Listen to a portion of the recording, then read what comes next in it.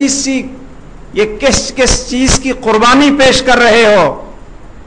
کیا وہ اخوت اسلامی تمہارے اندر بیدار ہے جس کا ایمان تقاضا کرتا ہے؟ اور دوسرا، کیا اس بہت بڑے سانحے سے تم نے کیا سبق سیکھا کہ یہ موت ہمارے گھروں میں بھی آ سکتی ہے؟ ہمارے بچے اسکولوں میں، ہسپتالوں میں ہمارے بھی اس سانحے سے دو چار ہو سکتے ہیں۔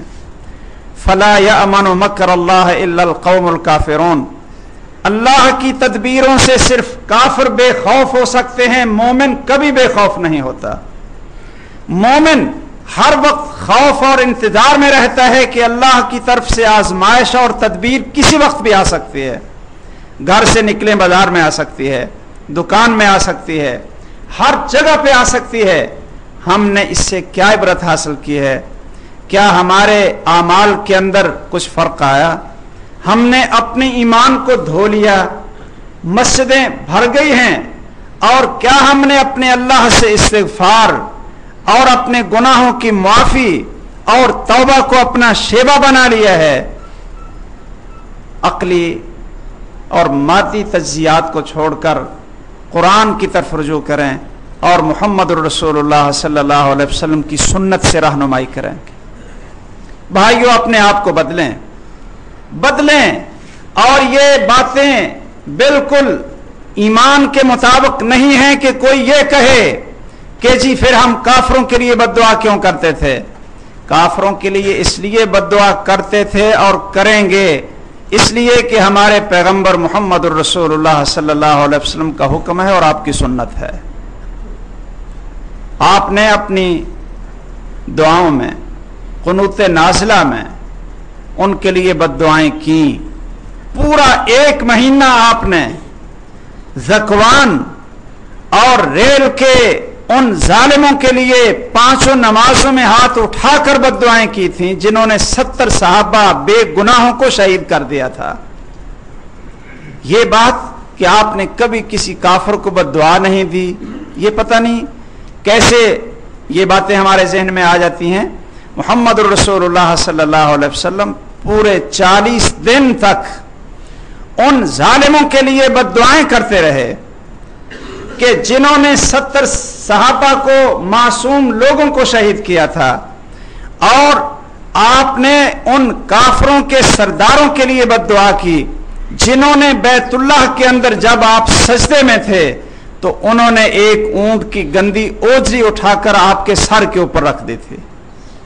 آپ سجدے میں پڑے ہوئے تھے، آپ سے اٹھا نہیں جا رہا تھا، اور حضرت فاطمہ کو کسی نے بتایا کہ تیرے بابا بیت اللہ میں سجدے میں پڑے ہوئے ہیں اور ان کافروں نے اس گندی اوجری کو ان کے سر پہ رکھ دیا ہے۔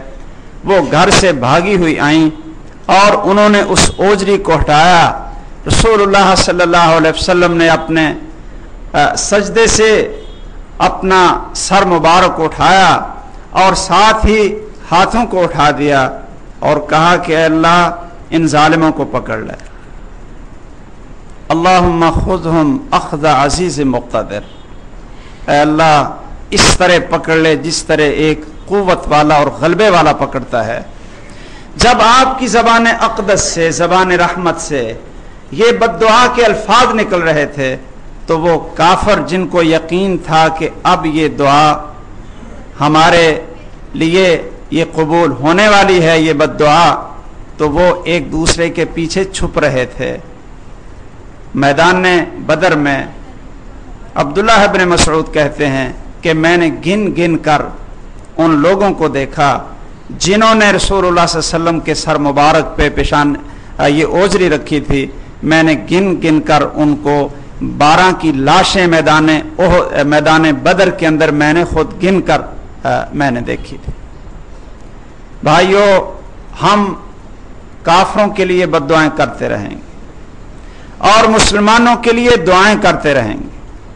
کافر اگر پانی میں غرق ہو جائے تو وہ کافر ہوتا ہے، شہید نہیں ہوتا، اور مسلمان اگر پانی میں غرق ہو جائے تو وہ شہید ہوتا ہے۔ طاعون سے اگر کافر مرتا ہے تو اس کی کفر کی موت ہے، لیکن مسلمان مرتا ہے تو اس کی شہادت کی موت ہے. ایمان اور اسلام میں بہت فرق ہے. کافروں پہ آزمائش آئے تو وہ اللہ کا عذاب ہوتا ہے، اور مسلمانوں پہ آزمائش آئے تو وہ اللہ کی طرف سے رحمت بن جاتی ہے. اب یہ شہادت کی موت ان کو نصیب ہوگی، اور آپ کی خدمت اور یہ استقامت سے آپ کو نیکیاں ملیں گی. آپ آگے بڑھیں، میدان میں نکلیں، ان بھائیوں کی خدمت کریں جو زندہ رہ گئے، اور جو دب گئے ان کو آپ نکالیں اور دفن کریں. آپ کو اللہ اجر عطا فرمائے گا، آپ کے لیے جنت بن جائے گی، اور یہ بہت بڑی آزمائش ہمارے لیے رحمت بنے گی.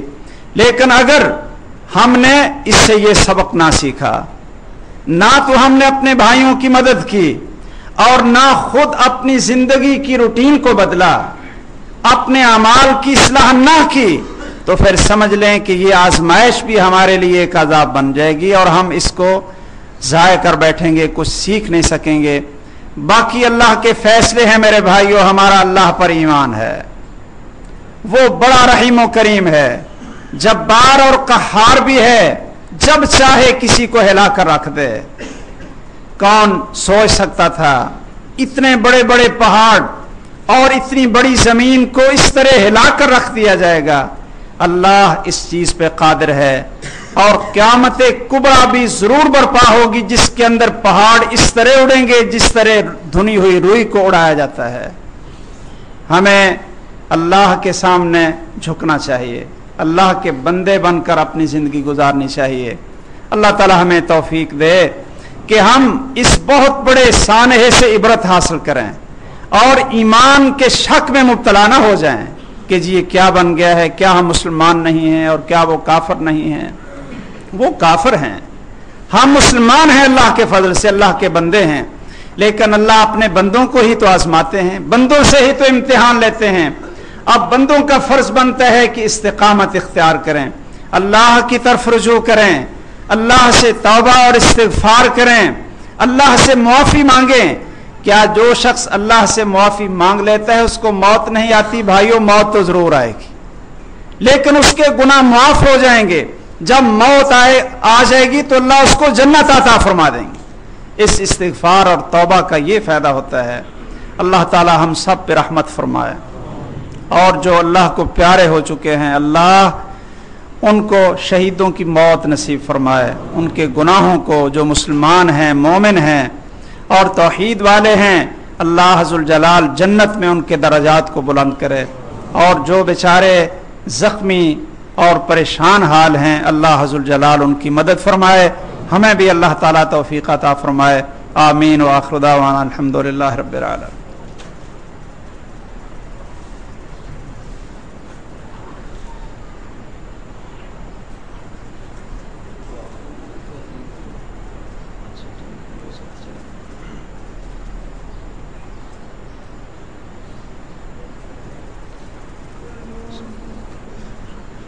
إن الحمد لله نحمده ونستعينه ونستغفره ونعوذ بالله من شرور أنفسنا ومن سيئات أعمالنا من يهده الله فلا مضل له ومن يضلل فلا هادي له وأشهد أن لا إله إلا الله وحده لا شريك له وأشهد أن محمدا عبده ورسوله.